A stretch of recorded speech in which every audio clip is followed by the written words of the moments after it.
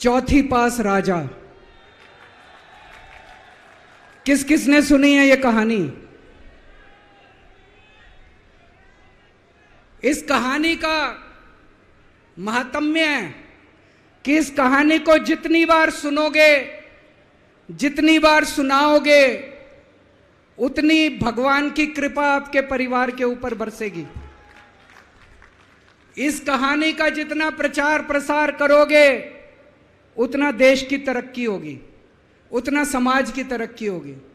तो जिन लोगों ने कहानी सुनी है वो भी बड़े ध्यान से दोबारा सुनना, अच्छे से सुनना और इसका खूब प्रचार प्रसार करना। ये कहानी एक राजा की है, एक चौथी पास राजा की कहानी है, एक अहंकारी राजा की कहानी है, एक भ्रष्टाचारी राजा की कहानी है। आप लोगों ने राजा और रानी की कई कहानियां सुनी होंगी। इस कहानी में राजा तो है, रानी नहीं है।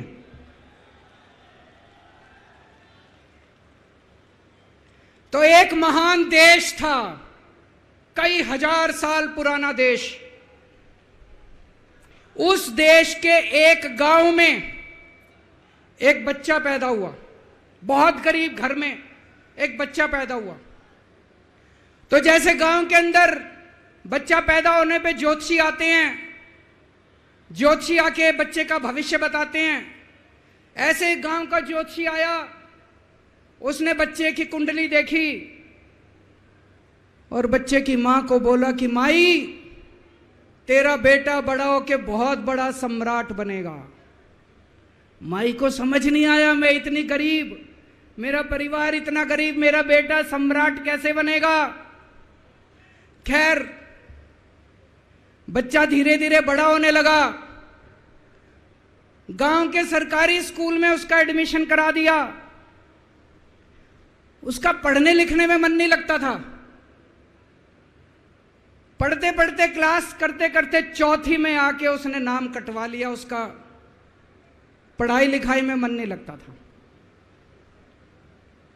बगल में, गांव के बगल में एक रेलवे स्टेशन था। घर में बहुत गरीबी थी। वो बच्चा वहां स्टेशन पे जाके चाय बेचने लगा।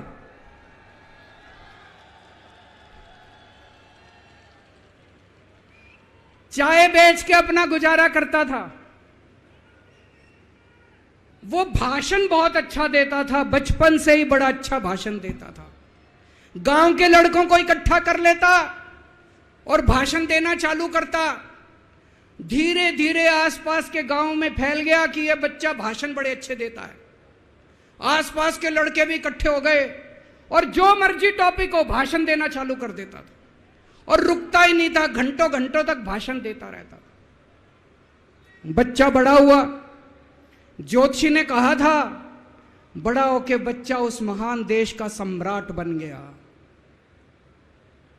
लेकिन राजा तो अनपढ़ था, उसे तो कुछ आता नहीं था। अफसर आते, उस अनपढ़ राजा से जहां मर्जी साइन करा लेते, जहां मर्जी जो मर्जी साइन करा लेते। वो राजा अनपढ़ था, उसे लगता था मैं अगर अफसरों से पूछूंगा तो मेरी कमजोरी सबके सामने प्रकट हो जाएगी। अफसरों को लगेगा मेरे को कुछ आता नहीं है। अफसर जो मर्जी लेके आते थे वहां साइन कर देता था। वो धीरे धीरे पूरे देश के अंदर फैल गया कि राजा अनपढ़ है, राजा अनपढ़ है। राजा को बड़ा बुरा लगने लगा। तो राजा ने कहीं से एक फर्जी डिग्री का जुगाड़ कर लिया। एक फर्जी डिग्री का जुगाड़ कर लिया, एमए की डिग्री का। और राजा बोला मैं एमए हूं। पर सच्चाई तो पूरे देश को पता थी, राजा तो अनपढ़ था। धीरे धीरे राजा अहंकारी भी होता गया। अहंकारी राजा और ऊपर से अनपढ़। जो मर्जी उस राजा के पास जाता और राजा से कुछ भी पास करा के ले आता। एक बार कुछ लोग गए, राजा को बोले जी नोटबंदी कर दो, नोटबंदी करने से भ्रष्टाचार खत्म हो जाएगा, आतंकवाद खत्म हो जाएगा। राजा को कुछ समझ नहीं आया, राजा की खूब चमची मारी उन्होंने नोट। राजा ने एक दिन शाम को टीवी पे आके 8 बजे नोटबंदी कर दी। पूरे देश का बेड़ा गर्क हो गया दोस्तों।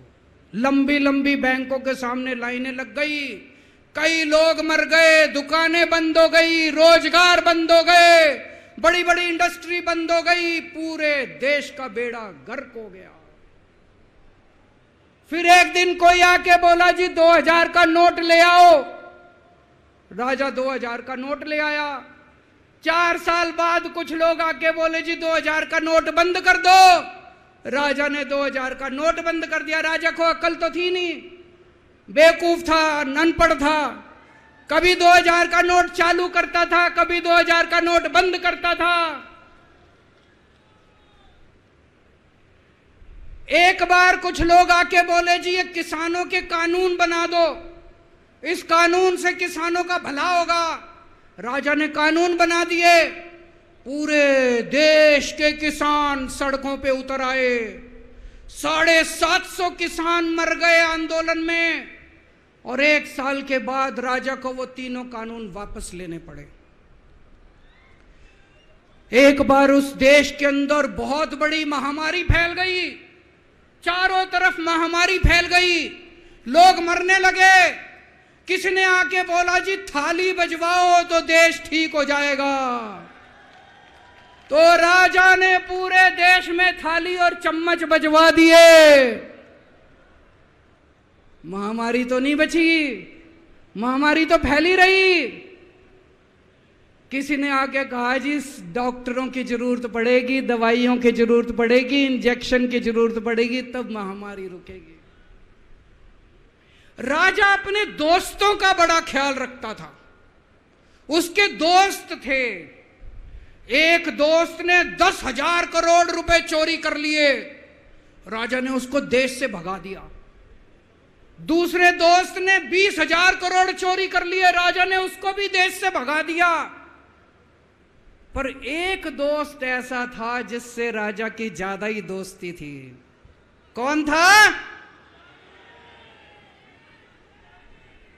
उसको उन्होंने सारे एयरपोर्ट बेच दिए, सारे जहाज बेच दिए, सारे सी पोर्ट बेच दिए, उन्होंने आसमान बेच दिया, जमीन बेच दी राजा ने, खदानें बेच दी। उस दोस्त पे राजा मेहरबान था।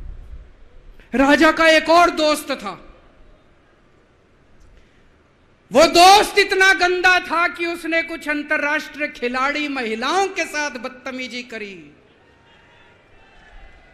लेकिन राजा ने दोस्ती नहीं छोड़ी। मजाल जो उस दोस्त के ऊपर कोई आंच आ जाए, राजा उस दोस्त के साथ खड़ा रहा, लेकिन उसने खिलाड़ियों का समझ। राजा का एक और दोस्त था। उस दोस्त ने किसानों के ऊपर गाड़ी चढ़ा दी, रौंद दिया, कुचल दिया किसानों को।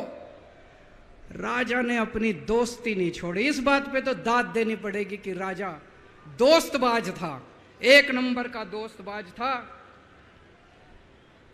चारों तरफ अत्याचार हो गया, चारों तरफ देश के अंदर इनके अपने लोग जो थे वो बलात्कार करने लगे, गलत काम करने लगे, हाहाकार मच गया।